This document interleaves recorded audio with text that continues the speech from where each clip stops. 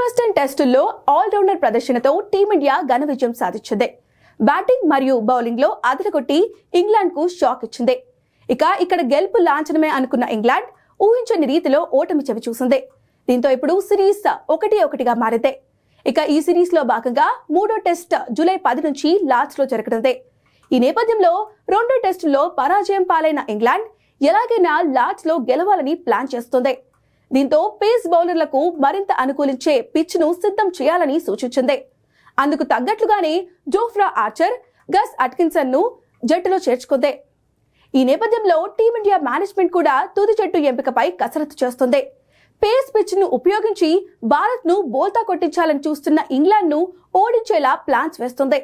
ఇందులో భాగంగా ఏకంగా 4 స్పెషలిస్ట్ పేసర్లతో లార్డ్స్ లో బరిలోకి దిగే అవకాశాన్ని పరిశీలిస్తోంది.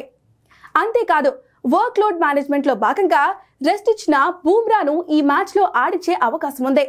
దాంతో పాటు సిరాజ్ మరియు ఆకాష్ దీప్ కూడా జట్టులో ఉంటారు. అయితే ఆశించని స్థాయిలో ఆకట్టుకోలేకపోయిన ప్రసిద్ధ్ కృష్ణను తుది జట్టు నుంచి తప్పించే అవకాశాలు గట్టిగా ఉన్నాయి.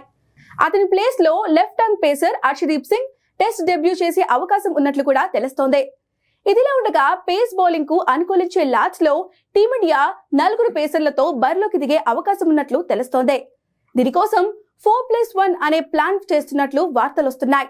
అంటే 4 సీమర్లు ఒక స్పిన్నర్ తో బరిలోకి దిగవచ్చు. అదే జరిగితే హర్షదీప్ సింగ్ తుది జట్టులోకి రావచ్చు. వాషింగ్టన్ సుందర్, నితీష్ రెడ్డిలలో ఒకరు బెంచ్ కు పరిమితమయ్యే ఛాన్స్ ఉంటుంది.